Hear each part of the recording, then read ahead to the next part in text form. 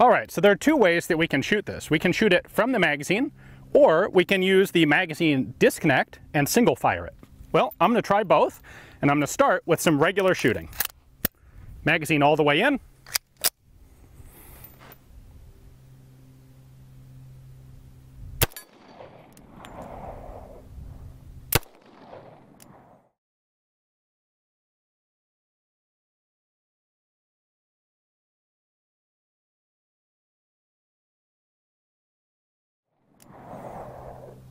That actually is a really pleasant gun to shoot. This is, I would say, in every way, recoil-wise, comparable to a 1911, which is kind of impressive. You look at this thing and it's really the ugly duckling of automatic pistols, and you kind of expect it to shoot terribly, but no, actually it doesn't. All right, now I have pulled the magazine out to its disconnected position, which means that the slide will now lock open on every shot.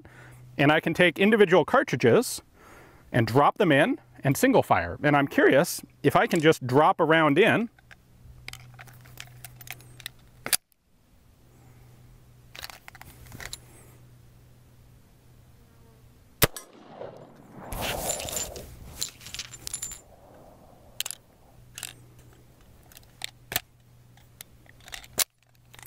Wow, you don't actually even really have to hand feed them into the chamber.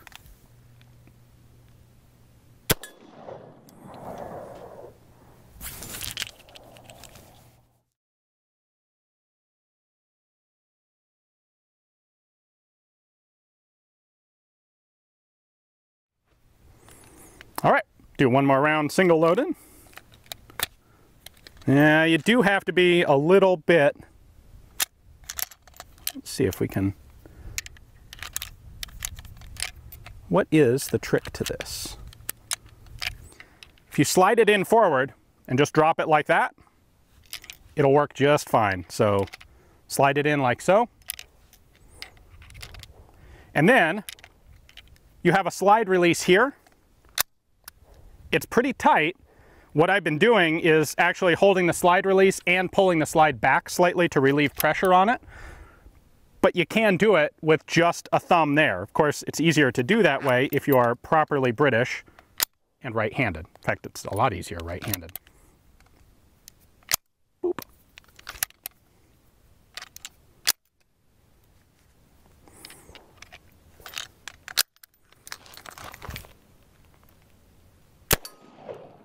Oh no, the Huns! And my pistol mouthed.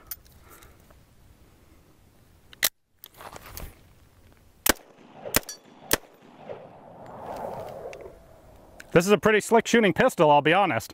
It may have been overtaken by the later developments of the Colt, which became the 1911. But when this was first adopted by the British, the Colts they had access to at the time, I might well have picked one of these too. This gun is way more comfortable than it appears. The grip safety is extremely easy to engage. There's really no way to get a grip on this pistol and not depress that grip safety. It strips easily, it's easy to clean. It's relatively soft shooting despite having a pretty powerful cartridge, a more potent cartridge than the US 45 caliber ACP.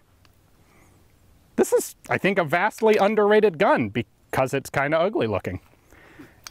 At any rate, I would like to give a big thanks to Mike Carrick of Arms Heritage Magazine for allowing me to shoot this out of his collection and bring it to you guys. If you enjoy this, definitely make sure to subscribe. We'll be coming at you again in just another day or two with another cool video, and sooner or later, more British self-loading pistols. Thanks for watching.